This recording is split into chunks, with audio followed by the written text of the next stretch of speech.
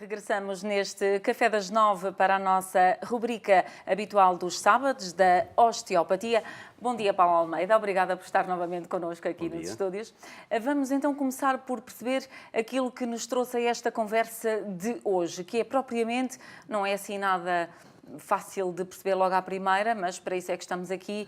Afinal, o que é a osteopatia craniana? A osteopatia craniana teve já início logo nos primórdios da osteopatia, em que começou precisamente com um aluno de Steele, um aluno do pai da osteopatia, portanto, dos primeiros osteopatas que reza a história, Dr. William Sutherland, em que enfatizou precisamente que os ossos do crânio se moviam entre eles e não formavam por si só articulações tão rígidas quanto se fazia crer. Ele, inclusive, desenvolveu, isto corria os anos 1900, aproximadamente, encheu um crânio humano com feijões e, por sua vez, completou-os com água, no sentido de perceber o movimento que, com a dilatação e com a absorção que o feijão iria fazer com a água, portanto, a dilatação que iria fazer com os ossos do crânio. Portanto, efetivamente foi observado que havia dilatação dos ossos cranianos e que haveria algum movimento. Então, Paulo, só aqui para... Vou interrompê-lo um bocadinho, só para perceber aqui uma coisa. Mas então dizemos que é osteopatia craniana ou terapia sacrocraniana? Tem as suas semelhanças. As suas semelhanças é que as abordagens são feitas precisamente ao nível do crânio, do sacro e do cóccix. Mas é aí que termina precisamente a semelhança entre uma e outra. E daí, porque eu interrompi a importância da experiência com os feijões ditos e a água, é isso? Exatamente. Portanto, a osteopatia iniciou precisamente o seu processo a manipular os ossos do crânio no sentido de criar libertação das próprias estruturas articulares dos vários ossos do crânio, favorecendo o equilíbrio da saúde no geral. Portanto, o que acontece é que, inclusive, era considerado, na altura, um trabalho, de certa forma, até esotérico, porque havia resultados visíveis quase considerados milagrosos e para os quais não havia explicação. O Dr. Sutherland ainda fez um outro trabalho, utilizando um capacete nele mesmo, com um dispositivo que lhe iria criar pressão ao nível craniano. E a esposa dele, na altura, faria os seus registros sobre aquilo que ia observando nas mudanças de comportamento e de atitude do próprio marido. E onde foi observando que, para além de dores de cabeça, que ele sentia constantemente, portanto, começou a ver que havia algumas alterações ao nível da própria coordenação do Dr. Sutherland e até a nível da psicomotricidade. Portanto, havia ali alterações. O Dr. John Pledger, peço desculpa, o Dr. John Pledger era médico ligado à neurocirurgia e em que, num dia em que estavam a fazer uma cirurgia, ele teve que colocar as suas mãos por baixo do crânio do indivíduo que estava a ser operado, enquanto ele, como assistente, enquanto o neurocirurgião fazia uma raspagem de cálcio que havia junto à dura mater. A dura mater, estamos a falar numa membrana que reveste o sistema nervoso central. E então, enquanto ele teve as mãos debaixo do crânio desse paciente, ele sentia, não conseguia ver, mas ele sentia nas mãos dele que essa dura mater, que foi mantida intacta até para evitar processos inflamatórios que pudessem advir da sua disseção. Portanto, o que aconteceu foi que ele sentia que durante um minuto ele via à volta de 10 ciclos de contração da própria dura mater. Essa membrana que reveste o sistema nervoso continuava com movimento. Ele, 2 anos depois, ele participou num curso de osteopatia craniana, precisamente, porque ficou algo que ninguém sabia explicar o que é que se estava a passar ali, evidentemente, e onde ele, então, a partir desse curso de osteopatia craniana, onde estavam os princípios do Dr. William Sutherland, ele começou a desenvolver um estudo profundo sobre precisamente o sistema nervoso central, sobre a componente mecânica do crânio. A Universidade de Michigan convidou inclusive para coordenar um estudo que foi desenvolvido na altura, precisamente onde percebiam que a mobilidade, a contração e relaxamento e o movimento dos ossos do crânio vai desenvolver como se fosse um sistema hidráulico em que vai fazer um bombeamento do líquido cefalorraquidiano ao longo de todo o canal do sistema nervoso, líquido esse que vai ser responsável pela nutrição e hidratação do próprio sistema nervoso.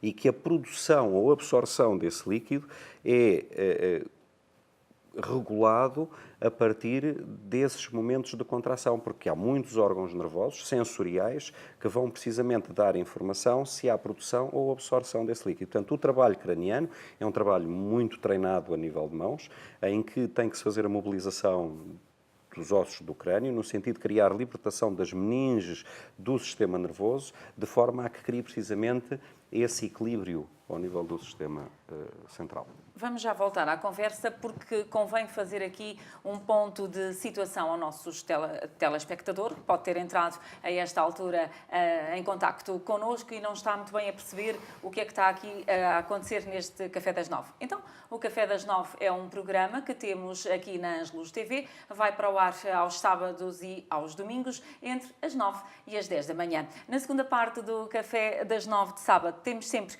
instalada a rubrica da osteopatia, por isso está connosco o Dr. Paulo Almeida e estamos a tentar perceber nestas nossas conversas, afinal, o que é isto da osteopatia, o que é que trata a osteopatia e em que sentido é que ela pode ser, de facto, uma ajuda fundamental para o nosso bem-estar e para a melhoria da nossa saúde. Tem sempre termos técnicos um bocadinho complicados e por isso, Paulo, eu voltava aqui à conversa porque já percebi. Primeiro, falámos aqui em 1900, portanto, para quem pudesse estar com algumas dúvidas, ficaram perfeitamente esclarecidas, porque afinal a osteopatia é algo que já vem há muito tempo, algo já que se tem consolidado ao longo da história da medicina. Depois, falámos aqui equilíbrio várias vezes, movimento, primeiro. Mas, afinal, o que é que quer dizer com isso de equilíbrio? Andamos todos desequilibrados? Okay. Era como estava a dizer. Portanto, quando há algum processo de restrição ao nível do movimento craniano, esse sistema hidráulico fica comprometido no sentido de a percepção que vai ter sobre esse movimento e sobre as pressões intracranianas e intradurais ao longo da própria medula. E se houver resistência, não há essa informação e então pode haver produção excessiva, criando pressão interna ao nível do sistema nervoso ou, pelo contrário, portanto, haver uma absorção excessiva, havendo diminuição desse fluido, desse líquido, que vai fazer precisamente com que haja uma nutrição e uma hidratação do sistema nervoso. Portanto, desde o momento em que haja alteração de pressões a este sistema central, as repercussões podem ser gerais ao nível da saúde, não só ao nível do aparelho musculoesquelético, mas qualquer outro sistema que seja controlado ou inervado a partir de determinados segmentos. Portanto, convém manter ali o equilíbrio da situação, nem muito, de equilíbrio, nem pouco. Paulo, falou aqui também de movem-se e depois crânio, mas afinal, os ossos do crânio movem-se ou não se movem? Movem-se, efetivamente. Movem-se. E aqueles especialistas que dizem que não? Estamos aqui numa contradição, não é? Estão errados. Ah, é? Então, conte-nos tudo. Enquanto o Dr. Jonah Pledger desenvolvia precisamente esse trabalho na Universidade do Michigan, nos Estados Unidos, portanto, ele fez esse trabalho em crânios de primatas, em crânios humanos e também em crânios humanos, mas conservados quimicamente. Ou seja, os cadáveres que geralmente são para estudo científico são conservados em produto químico, em formol, álcool, etc. E toda essa conservação do próprio cadáver, depois quando vão para estudo, o movimento craniano aí não existe. Portanto, esses estudos acabam por ficar um bocadinho alterados precisamente na peça em que está a ser feito o estudo. Mas nos crânios de frescos, sem estarem conservados, e nos crânios dos primatas, portanto, era visível, quantificável, o movimento que havia ao nível dos ossos do crânio. É muito difícil e a osteopatia bate-se muitas vezes com as dificuldades em fazer a prova da evidência científica sobre todas as suas defesas em relação à saúde. Mas quando elas existem, e no caso do movimento dos ossos do crânio, elas existem, não podem de maneira nenhuma ser desprezadas, não é? Portanto, e em relação aos ossos do crânio, há estudos evidentes, neste caso na Universidade do Michigan, onde o Dr. Jonah Pledger desenvolveu o seu trabalho, portanto, está presente que há movimento craniano. Portanto, se pensarmos naquilo que falámos há pouco dos fluidos e que levam ao equilíbrio, com este movimento dos ossos em termos do crânio, isto aqui dentro da máquina está toda ali a funcionar ao milímetro. É necessário restabelecer o equilíbrio, precisamente. Não é? Tal como falámos nos outros programas, tudo depende de tudo. Não é? Portanto, e principalmente todos os sistemas são, de alguma forma, inervados por algum dos segmentos. Portanto, e este trabalho, estamos a falá-lo precisamente, em que a compressão é generalizada a nível do sistema nervoso, onde pode levar a um conjunto de sintomas que partam essencialmente do próprio sistema nervoso central e desta mobilidade central. Muito bem, estamos então neste Café das 9 a falar de osteopatia, é a nossa rubrica. Como veem, não é um nome nada fácil de pronunciar, mas com o continuar vamos lá chegar e tornará algo mais familiar para todos nós. Mencionou aqui que a terapia craniana tem de facto um impacto direto no sistema nervoso, já percebemos. Então esta terapia pode ter, por exemplo, um papel naquilo que é o tratamento do autismo, do transtorno de déficit, de atenção com hiperatividade, que hoje em dia qualquer miúdo que é mais mexido que é o normal já é hiperativo. Exatamente. Pode e tem uma influência muito grande. No caso do autismo, em particular, é um trabalho que deve ser feito e continuado até a criança atingir a idade adulta. Portanto, é um trabalho que não é um estado disfuncional, momentâneo, que se corrige e que fica bem. Não, é algo que deve ser continuado. Relativamente ao transtorno de déficit de atenção e hiperatividade, os resultados são igualmente muito favoráveis. Há inclusive descrições de pacientes que referem precisamente que reduziram substancialmente a medicação e onde o comportamento da criança e a própria atenção nas aulas que se redobrou, inclusive que foi alvo de questões por parte dos professores e auxiliares relativamente ao comportamento da própria criança, inclusive questionando o que é que a criança andava a tomar, porque ela realmente estava diferente. E qualquer tipo de desordem cerebral, digamos assim, a terapia sacrocraniana, a osteopatia craniana, ou seja, a abordagem ao nível do crânio, das meninges, da membrana do dermátero que está inserida nos próprios ossos do crânio, tem influência. Tem influência. Mas depois na prática, como é que, e quem está lá em casa pode estar a pensar, sim, então eu tenho casos que se podem encaixar precisamente nesta situação. Como é que a osteopatia vai trabalhar isto? O que é que se faz? Estão as pessoas a pensar, e eu também, não é? Como é que vamos trabalhar isto? Porque hiperatividade é uma coisa que se vê, mas... Portanto, os resultados são visíveis depois em casa pelos próprios pais e pelos orientadores e professores, etc. O trabalho sacrocraniano é um trabalho em si muito suave, muito subtil, que requer um treino muito preciso da mão do terapeuta, em que vai desenvolver uma mobilização dos ossos do crânio, em que o próprio paciente refere que sente algo muito subtil. O que sente, principalmente num adulto, que é mais fácil fazer a descrição das sensações que tem após um tratamento, sente precisamente uma leveza generalizada do corpo, em que há parece que a cabeça ficou maior, tal não é a leveza e a sensação agradável que sente no momento, não é? Principalmente até pessoas, por exemplo, que têm depressões nervosas, no caso da fibromialgia, antecedido de um quadro depressivo e que desenvolve dores em vários pontos do corpo, a sensação imediata após um tratamento é de leveza, é de uma sensação de alívio. O trabalho em si não é um trabalho mecânico e que seja muito perceptível, porque em si, em terapia sacrocraniana, estamos a falar em pressões que rondam as 5 a 10 gramas de pressão sobre o crânio, sobre os ossos do crânio. 5 a 10 gramas, estamos a falar no equivalente a uma moeda de 20 cêntimos. Portanto, é efetivamente uma pressão muito pequena, portanto, logo muito suave e nada de... Digamos que é uma técnica que não tem contraindicações. Se estivermos aqui a pensar numa situação em que se recorre a este tipo de tratamento, uma sessão pode durar, por exemplo, quanto tempo?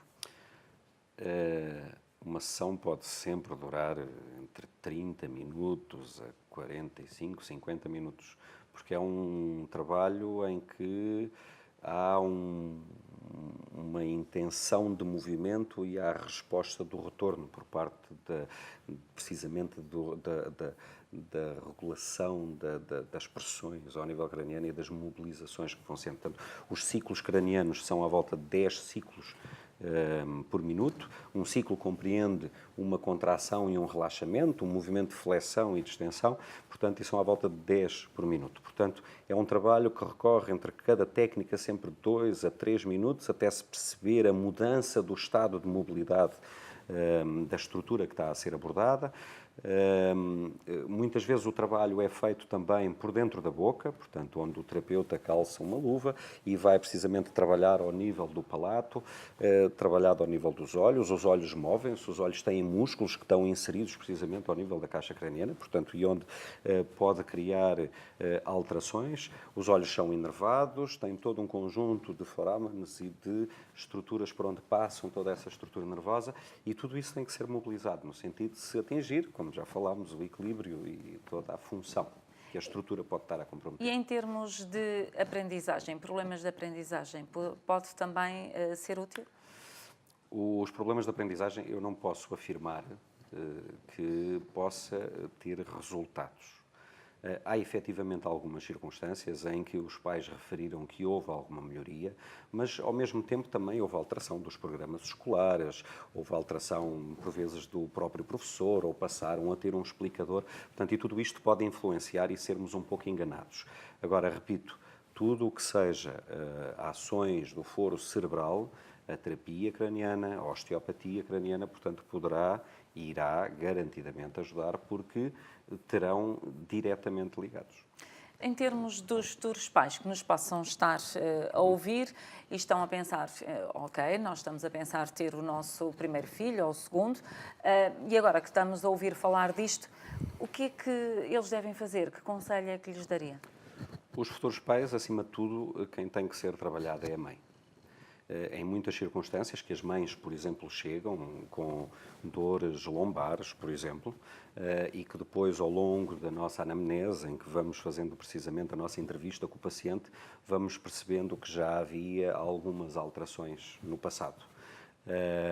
Inclusive já tiveram 2 ou 3 partos e que um teve que ser com cesariana, o outro teve que ser por ventosa, portanto houve sempre partos difíceis, precisamente porque a mãe não estava facilitada e logo a criança não conseguia sair.